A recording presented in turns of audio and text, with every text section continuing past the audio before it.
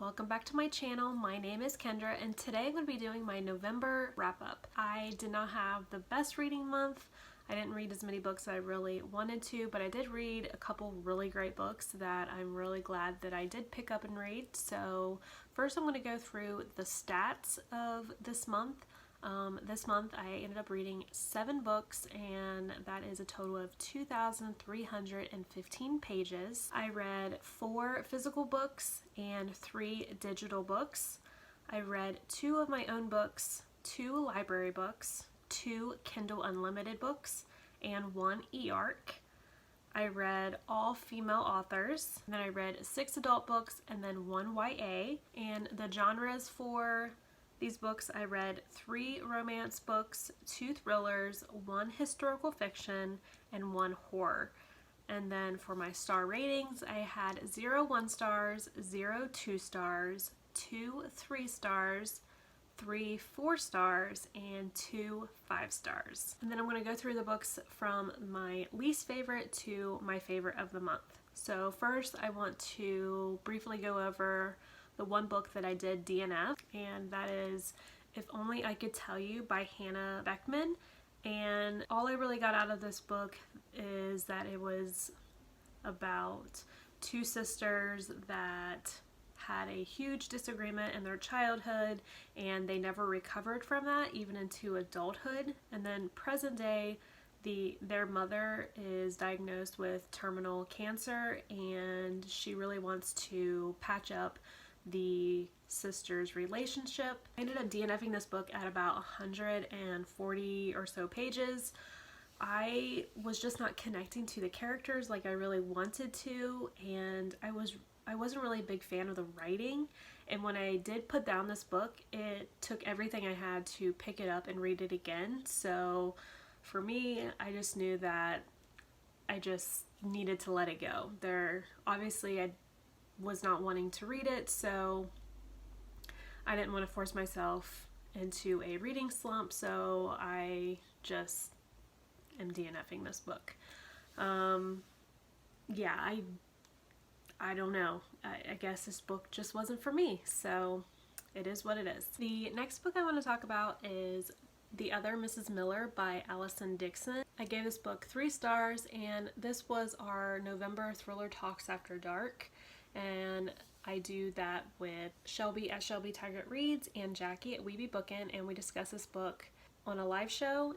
And this book is about Phoebe and her husband live in this neighborhood, and she has been noticing this car that is parked across the street, and she thinks that this person is stalking her, and her husband doesn't really believe her.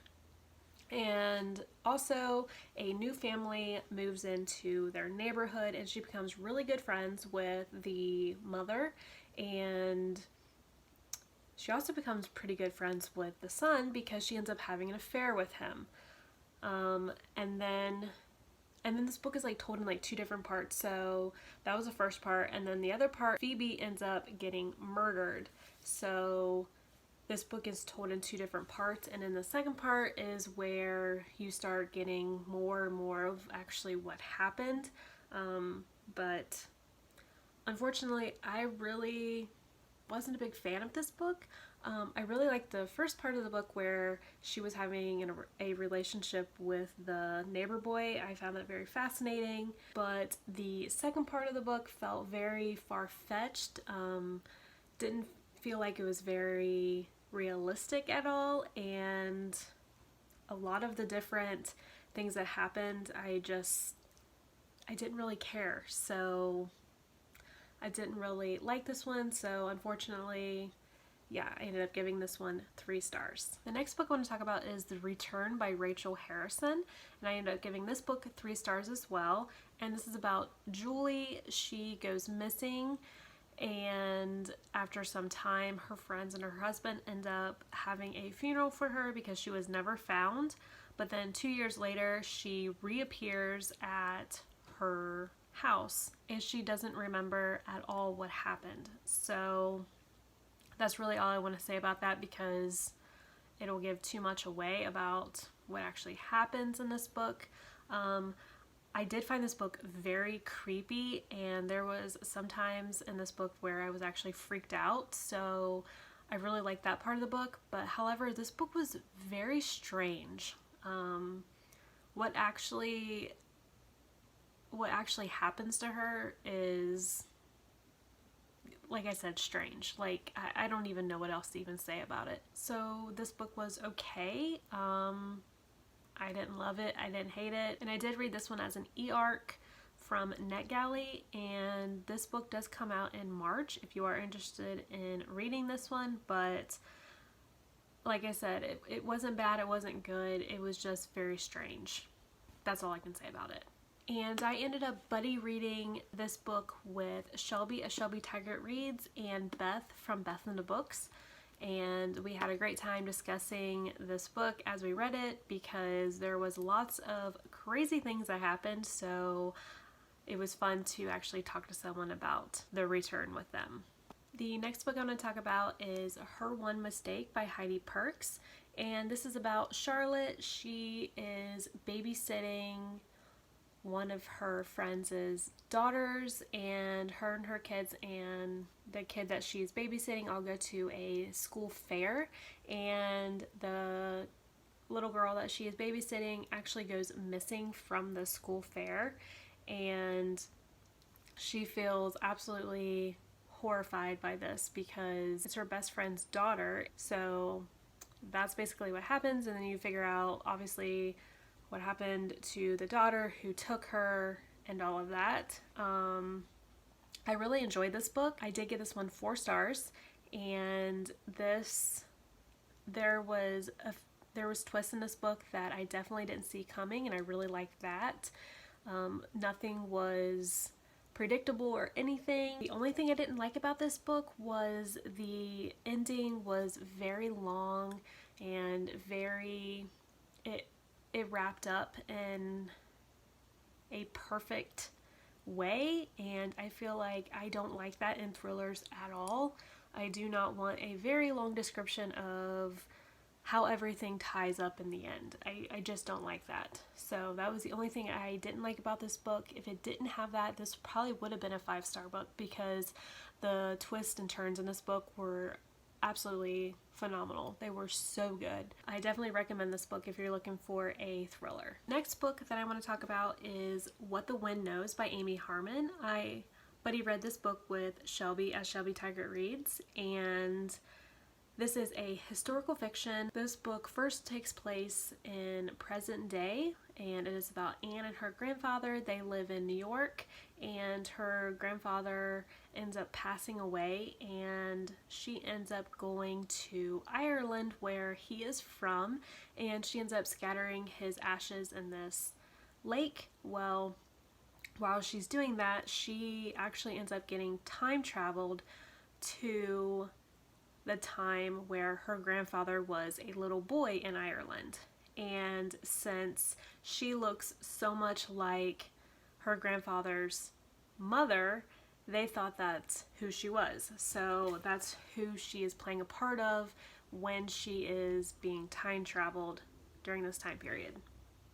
So that's basically what this is about. This book, I absolutely loved the ending. That's really what made this book a 4-star book for me. There was a lot of Ireland political things that were going on at that time period that I felt were a little dry. Some of it was fascinating, some of it was kind of boring, and I wasn't really a big fan of that, but I loved the relationships with Anne and her grandfather, and getting to see him when he was a little kid. I mean, that would be amazing. But so yeah, the ending of this book had me in tears. Like, it was so good. It definitely makes you think about your own grandfather, so I think maybe that definitely played a part in this. But yeah, I really enjoyed this book. I highly recommend this book if you are into historical fiction, and definitely if you're interested in Ireland history. So Very good book. The next book I have is Landon and Shay by Brittany C. Cherry, and this is part 1 in Landon and Shay's love story. The first book in this series is Eleanor and Gray, and I read that a few months ago. Absolutely love that book. Phenomenal book. But this is about 2 other characters from that book, and this book takes place when Landon and Shay are in high school when they first meet. They absolutely hate each other. They end up betting each other who is going to love the first one first. So, and this is a enemies to lovers, which I really love. And this is also a YA novel since both the characters are in high school. And since this book is YA, I really didn't think I was going to like it. However, I really did enjoy this book. I feel like when the author is usually an adult romance author, that they tend to write YA romances so much better.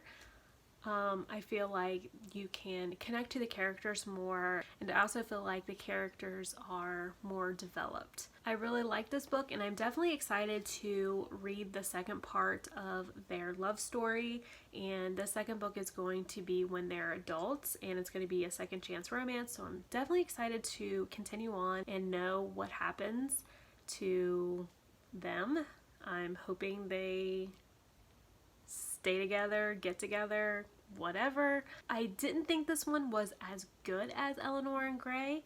However, I still really liked it, but I definitely want to check out more books by this author. I really love her writing, and yeah, so great book. I definitely recommend reading this one and Eleanor and Gray. So if you haven't read those, I definitely recommend checking them out. The next book I read was Hate Notes by V. Keelan and Penelope Ward, and I gave this book 5 stars. And this is about Charlotte. She ends up going through a really bad breakup with her fiance, and she's actually going to a consignment shop to sell her wedding dress. And while she's browsing through the other wedding dresses, she ends up finding this other wedding dress that she really likes, and she ends up seeing a small blue note in the dress that's sewn in, and she reads it, and she sees that it's by this guy, obviously the guy that's supposed to marry the girl with the wedding dress, and she's very interested in finding out who this guy is. So she ends up looking him up and basically almost stalks him to find out a way to meet him. Well, when she finally ends up meeting him, he ends up being a complete jerk. Like, he is so mean to her.